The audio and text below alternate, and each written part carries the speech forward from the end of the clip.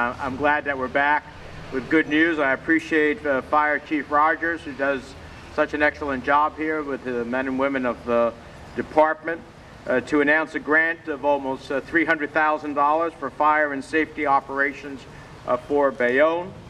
It's my understanding that Bayonne's new public safety director, Red Kubert, who is a former police chief in Bayonne, was going to be with us at this event today, but regrettably, he is among those in Bayonne who were affected by the fire that broke out yesterday morning and find themselves rebuilding their lives in the aftermath.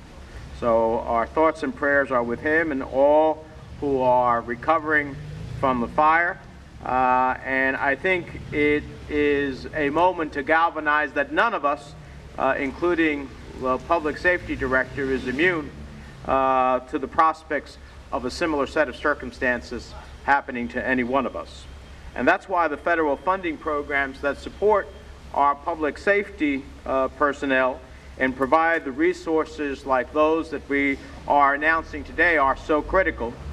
I know that budgets are tight in local communities, but the need to keep our citizens safe have not changed. So I'm pleased to announce here in Bayonne the Homeland Security Assistance to Firefighters grant for their new turnout gear for department firefighters, including helmets and other protective clothing, as well as a high-angle rescue equipment.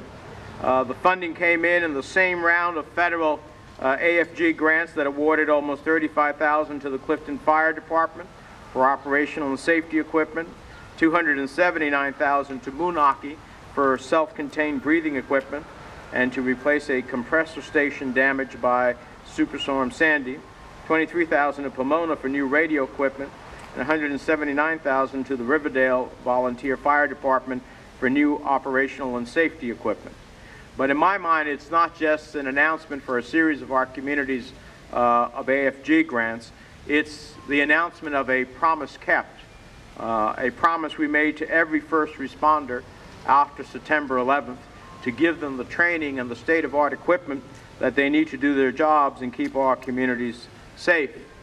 And it's also a reminder that we can have all the greatest equipment in the world, but of course, unless you have firefighters who can put that equipment into action, it doesn't mean anything, which is why we're incredibly proud of the men and women who do this job each and every day.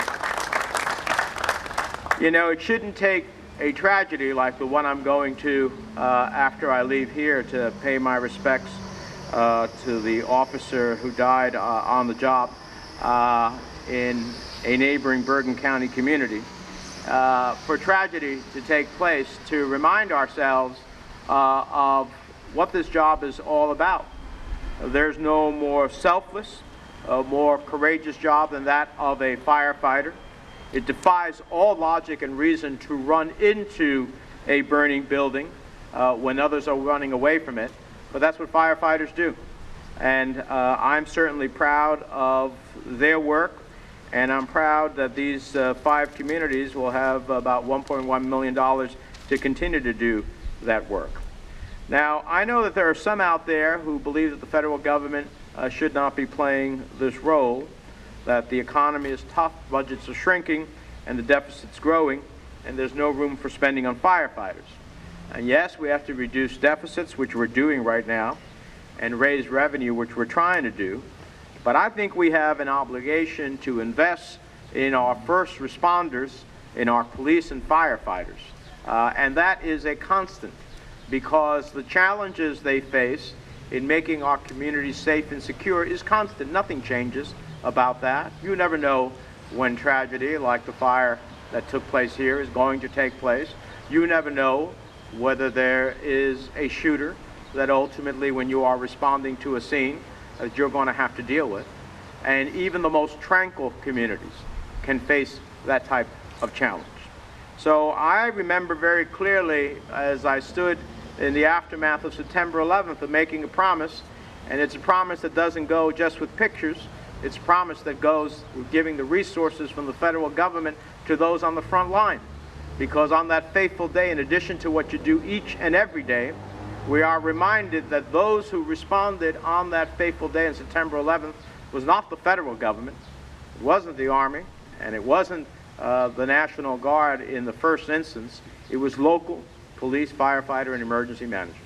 And so in that new September 11th world, we have to remember that this is truly the front line in so many different ways. So I think these are right choices within the context of the values that we have in our budget today.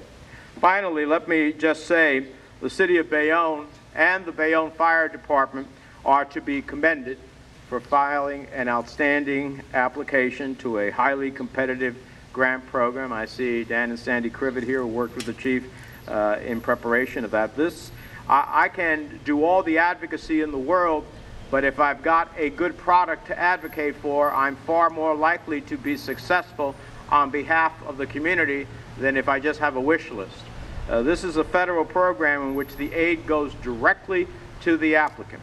There are no state or county government pass-throughs, which means that the Bayonne Fire Department was competing against every fire department in the nation that applied for assistance to firefighters grant.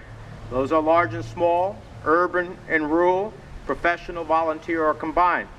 So I was proud to advocate along with Congressman Sears for your application to make sure that the need for this funding was appreciated by those who reviewed the application.